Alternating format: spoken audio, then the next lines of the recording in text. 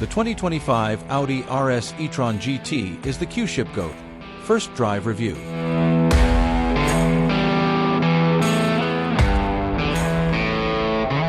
Minor visual tweaks hide a major refresh of the RS e-tron GT, which dispatches supercars and interstate miles with absolute serenity. A Japanese Shinkansen travels at 200 miles per hour in a smooth, serene silence. On board, a salaryman brims his beer glass without worry that a single drop of Sapporo will spill.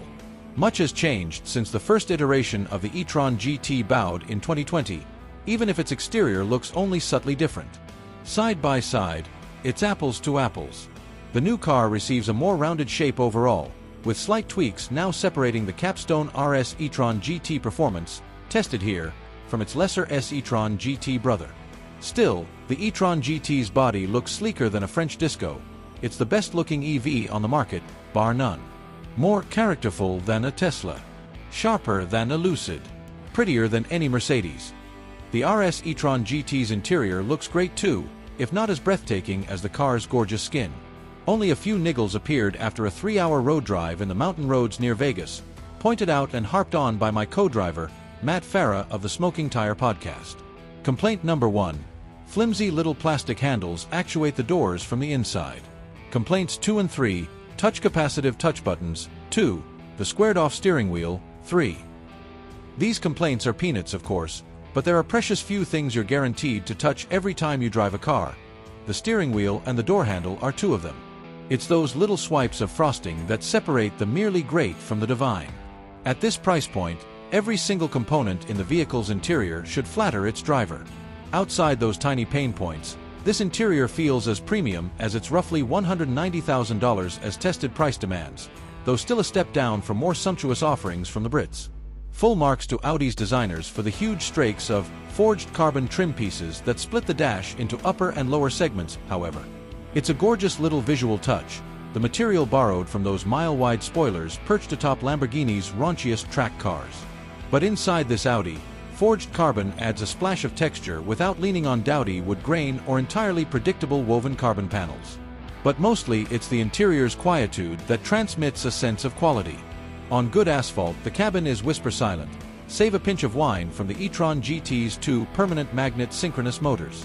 The motors kick out 912 horsepower to all 4 wheels, courtesy of 105.0 kilowatt-hour of 800-volt lithium-ion batteries capable of charging at 320 kilowatts, with quick charging from 10 to 80% in just 18 minutes. It's a frankly deranged horsepower figure, almost incongruous with the experience of actually driving the car with your foot matted flat. In a word, I describe the RS e-tron GT performance as effortless. If only Audi would apply such pithy nomenclature instead of its word salad model names. After about 25 minutes of shooting the breeze with Farah in the e-tron GT, when we'd finally escaped the humdrum single-file traffic on the outskirts of Vegas, I looked down at the speedometer. The gap between the number on the dash and my own perception of our speed shocked me. Short of a bullet train, you'll never hit deep triple digits with more detachment from the fizzing sensation of speed.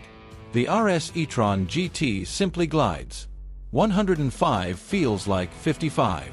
55 feels like 25. The world arrives at 3/4 speed. You survey the horizon, loping toward you over that sculpted hood, warping to a blur at the edges of your periphery as the e-tron GT's wide mesh grille gulps down the horizon.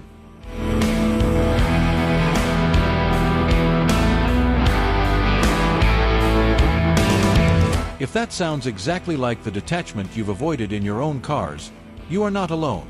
But it's exactly what an EV super sedan like this should do. Rather than replicate or imitate the sensations of an equivalent ICE vehicle, Audi's EV Ubersedan does what only a battery-powered car of this quality can. It delivers mind-bending speed and up to 278 miles of range with an attitude bordering disinterest. I loved it. Much of that languid, long-legged capability is owed to the e-tron GT's optional active suspension, which pairs with carbon ceramic brakes in an $11,000 Dynamic Plus package. If you're going to spring for this car, the active suspension is not an option. It's a requirement. Motor One's own Chris Perkins has covered active suspension tech more thoroughly than most, so I'll link to a couple of stories here and here. But basically, a separate hydraulic pump connects to each one of the car's dampers via high-pressure lines, using a pair of valves on the shock body to rapidly adjust its rebound and compression curves in real time, eliminating roll and pitch from the e-tron GT's body. Crucially, this is not a passive system like those found on other cars.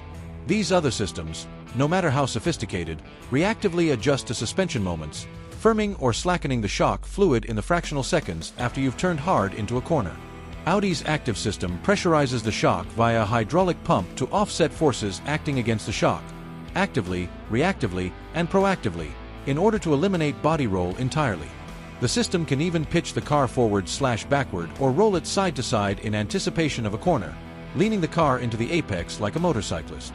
This is a simplification of the system, of course.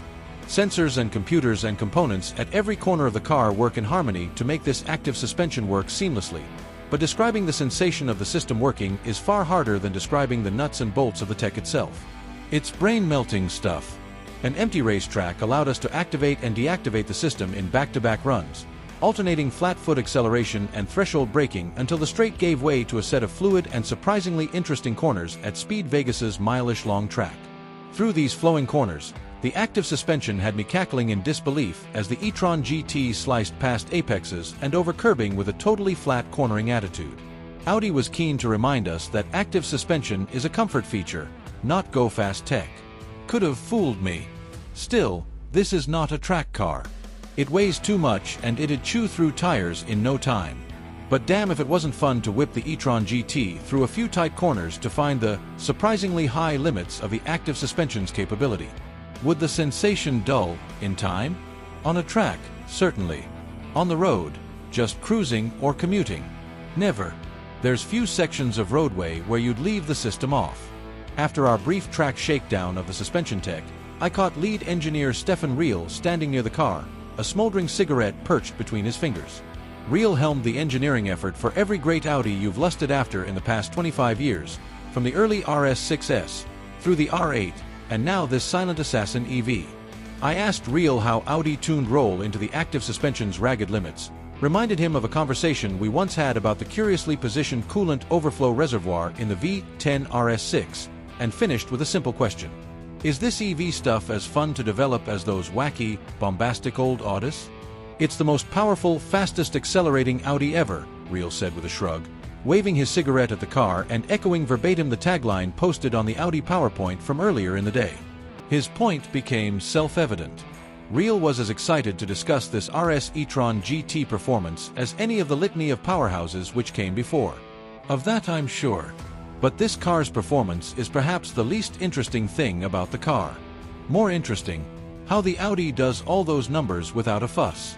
But the most interesting thing, as Dennis Reynolds would say, is the implication. The existence of active suspension in Audi's flagship EV suggests the possibility of a trickle down the family tree. Whenever democratization of this tech reaches something as pedestrian as, say, the fabulous Audi Q6 I reviewed last year, I'll be first in line.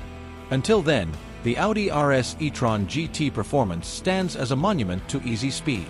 Fast as a barreling Shinkansen and just as quietly assured.